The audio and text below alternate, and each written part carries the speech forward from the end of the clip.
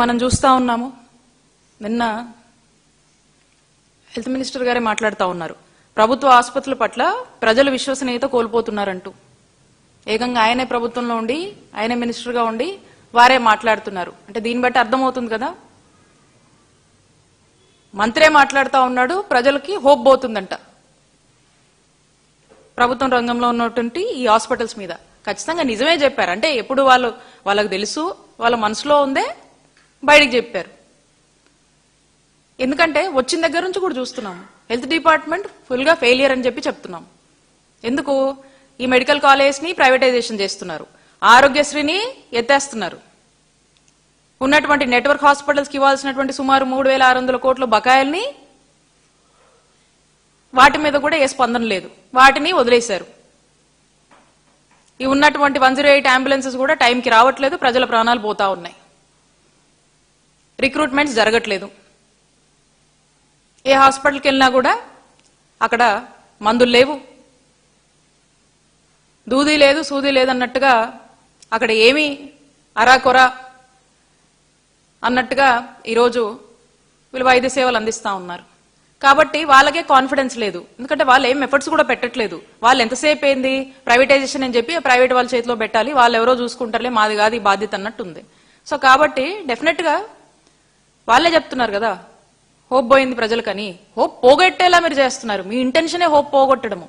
కాబట్టి వాళ్ళే ఇలా మాట్లాడుతున్నారంటే ఇంక ఏ పరిస్థితుల్లో ఈరోజు వైద్య ఆరోగ్య రంగం పనిచేస్తుందో ఈ రాష్ట్రంలో ఒకసారి ఇక ప్రజలకు దీన్ని బట్టే ఒక ఆలోచన వచ్చి ఉంటుంది. ఎందుకంటే ఇప్పటి వరకు కూడా వైఎస్ఆర్ కాంగ్రెస్ పార్టీ అనేక సార్లు మేమంతా కూడా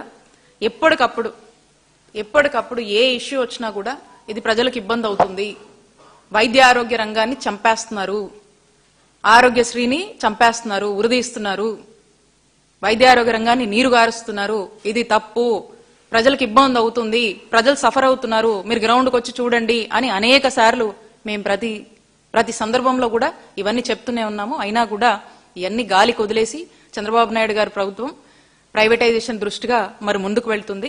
అంటే ఇప్పుడు చూస్తా ఉన్నాము, ఎక్కడైనా కూడా ఒక ప్రజల తీర్పుని గౌరవించని నాయకులకు గాని ఆ పాలకులకు గాని ఏ గతి పడుతుందో చరిత్రలో హిట్లర్ ఉదంతమే ఒక దాన్ని బట్టే మనకు అర్థమవుతుంది. మరి అలానే చంద్రబాబు నాయుడు గారు ఇదే ప్రైవేటైజేషన్ అని చెప్పేసి ప్రైవేటైజేషన్ ధ్యేయంగా తీసుకుంటున్నటువంటి నిర్ణయాలు కూడా ఏకపక్షంగా అహంకారపూరితంగా ఉన్నాయి. సో కాబట్టి అందుకే ఈ రాష్ట్రానికి కూడా చంద్రబాబు నాయుడు గారు ఒక హిట్లర్గా మారారు. హిట్లర్కి ఏ గతి పట్టిందో చంద్రబాబు నాయుడు గారి ప్రభుత్వానికి కూడా ఖచ్చితంగా అదే గతి పట్టబోతుంది. అందుకే ఈ కోటి సంతకాల నిరసన రాబోయే కాలంలో చంద్రబాబు నాయుడు గారి ప్రభుత్వానికి మరణ శాసనంగా మారబోతుంది. ఈ ప్రభుత్వాన్ని ఖచ్చితంగా ప్రజలు ఇంటికి పంపించే రోజులు వస్తున్నాయి. అన్నీ అబ్జర్వ్ చేస్తూ వాస్తవాలు తెలుసుకుంటూ చూస్తున్నటువంటి ప్రజలు మా నాయకుడు జగన్మోహన్ రెడ్డి గారిని, మా జగనన్న ప్రభుత్వాన్ని తీసుకురావటం ఖాయం.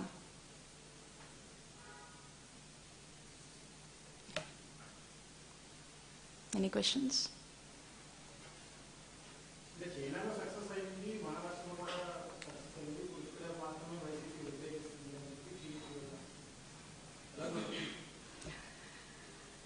వీళ్ళు ఒక డిసైడ్ అయ్యారు, ఆ డిసైడ్ అయిందే ప్రజల మీద రబ్ చేయాలి.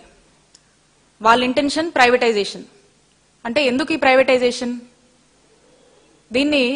ఈ ప్రైవేటైజేషన్ అనే పేరుతో వాళ్ళకి నచ్చిన వాళ్ళకి ఇచ్చేసి ఈ కిక్ బ్యాక్స్ కోసం జరుగుతున్నటువంటి అంశం అది. They are not bothered about good health services deliver చేద్దాము అనేటువంటి ఉద్దేశం లేదు. They are only worried about kickbacks. ఈ కిక్ బ్యాక్స్ కోసం జరుగుతుంది. దీనికి వీళ్ళు అనేక రిఫరెన్స్లు అక్కడ ఇక్కడ తెస్తారు. ఎక్కడైనా కూడా చాలా వరకు ఇంతకుముందు కూడా మనం మాట్లాడుకున్నాము, మిగతా స్టేట్స్ కొన్ని ఎక్స్ప్లోర్ చేసినాయి, ఇది వర్కౌట్ కావట్లేదు, ఆ యొక్క ప్రభుత్వానికి వ్యతిరేకత వస్తుందని చెప్పేసి విడ్రా అయినటువంటి సందర్భాలు ఎగ్జాంపుల్స్ నేను చాలాసార్లు చెప్పాను. కాబట్టి వీళ్ళు ఒకటి అనుకున్నారు కాబట్టి ఇక వీళ్ళకి వీళ్ళే ఏదో ఒక నెరేటివ్ ఫోర్స్డ్గా ప్రజల్లోకి పంపించాలి కాబట్టి ఇక అదే మాట్లాడుతూ ఉన్నారు. మీరు చూస్తూ ఉన్నారు కోటి సంతకాలు సేకరణ. ఏమన్నా మామూలు విషయమా చెప్పండి? ఎంత కష్టం ఉంటుంది. అట్ ది సేమ్ టైం ప్రజలు ఇంతమంది కోటి సంతకాలని మేము అనుకుని కోటికి పైగా ప్రజలు ఈరోజు స్వచ్ఛందంగా వచ్చి సంతకాలు పెడుతున్నారంటే దీన్ని బట్టి అర్థం కావట్లేదా? ఇదే కదా మనకు అర్థమవుతుంది. అంటే ఎంత వ్యతిరేకత ఈ ప్రైవేటైజేషన్ ఆఫ్ మెడికల్ కాలేజ్ వల్ల చంద్రబాబు నాయుడు గారి ప్రభుత్వం మూట కట్టుకుంటుంది అనేది ఇప్పుడు కూడా వాళ్ళకి అర్థం కావట్లేదు. ఇంకా కూడా వాళ్ళు అనుకున్నదే రబ్ చేయాలని, వాళ్ళు అనుకున్నదే ఊదరగొట్టాలని అనుకుంటున్నారంటే ఇక ఆ దేవుడు కూడా కాపాడలేడు. కాబట్టి ప్రజలు అన్ని గమనిస్తున్నారు. ఇందాక అన్నాను కదా, ఖచ్చితంగా ఈ సంతకాలు ప్రజల యొక్క అభిప్రాయాలు ఒక హిట్లర్ పాలనలాగా చంద్రబాబు నాయుడు గారి ప్రభుత్వం కొనసాగుతుంది. కాబట్టి హిట్లర్కి ఏం జరిగిందో ఖచ్చితంగా చంద్రబాబు నాయుడు గారి ప్రభుత్వం కూడా అదే జరగబోతుంది. సెంట్రల్ గవర్నమెంట్ సపోర్ట్ ఎన్నిటికి ఉంది? ఉన్నటువంటి 17 మెడికల్ కాలేజెస్ లో 3 గవర్నమెంట్ కాలేజెస్ మాత్రమే ఉంది. మిగతా కాలేజ్ కి రాష్ట్రం నుంచే కదా మనం నాబార్డ్తో సెంట్రల్ స్పాన్సర్డ్ స్కీమ్ తో మనం టైఅప్ చేసాం. టైఅప్స్ అన్ని కూడా మీకు చెప్పాం. ప్రతి కాలేజ్కి సుమారు 500 కోట్లు మనకు ఖర్చు అవుతా ఉంది. సెంట్రల్ నుంచి 3 కాలేజీలకే ఉంది. ఇక మిగతావన్నీ కూడా రాష్ట్ర ప్రభుత్వం నుంచి మనం పెట్టుకోవాల్సినటువంటి అవసరం, బాధ్యత మన మీద ఉంది. సో అక్కడ కూడా ఏ లోటు లేకుండా ఎట్లా ఆ రోజునే జగన్మోహన్ రెడ్డి గారు ఎక్కడ ఇబ్బంది లేకుండా అన్ని కూడా టైఅప్స్ క్లియర్ గా చేశారు. దాన్ని పదే పదే కూడా మీడియా ద్వారా ప్రజలకు కూడా వివరించాము. ఒక 5,000 కోట్లు కావాల్సి వస్తుంది. సంవత్సరానికి 1,000 కోట్లు ఖర్చు పెట్టినా సరిపోద్ది కదా. ఈ మెడికల్ కాలేజ్ అందుబాటులోకి వస్తాయి కదా. ఏం ఒక్కసారి పెట్టాల్సినటువంటి అవసరం లేదు కదా. ఫేజ్డ్ మేనర్ లో పెట్టుకుంటాము, అవసరమైనంత పెట్టుకుంటాము. అలానే కదా మనం ప్లాన్ చేసుకోవాలి. ఏదో సాకులు చెప్పి ఇప్పుడు సెంట్రల్ మీద వేసి లేకపోతే వాళ్ళ మీద వేసి ప్రజలన్నీ గమనిస్తున్నారు. వాస్తవాలు ఏవి నిజమే కదా, ఏది అబద్ధం అయిపోదు కదా. చెయ్యాలనేటువంటి ఇంట్రెస్ట్ మా నాయకుడు జగన్మోహన్ రెడ్డి గారికి ఉన్నటువంటి చిత్తశుద్ధిలో కొంతైనా వీళ్ళకుంటే ఖచ్చితంగా ఈ మెడికల్ కాలేజ్ అన్ని కూడా ఇప్పటికి పూర్తయ్యేవి, అందుబాటులోకి వచ్చాయి. ఇంకా జరగాల్సినటువంటి పనులు జరిగాయి. ఈ రాష్ట్రంలో వైద్య విద్య అభ్యసించాలనుకునేటువంటి విద్యార్థుల యొక్క హోప్ కూడా నిలిచేది. ఈరోజు అవన్నీ కాలరాస్తూ చంద్రబాబు నాయుడు గారు తీసుకున్నటువంటి నిర్ణయం కాబట్టే ఇంతమంది వ్యతిరేకిస్తూ ఈ కోటి సంతకాల సేకరణ కార్యక్రమం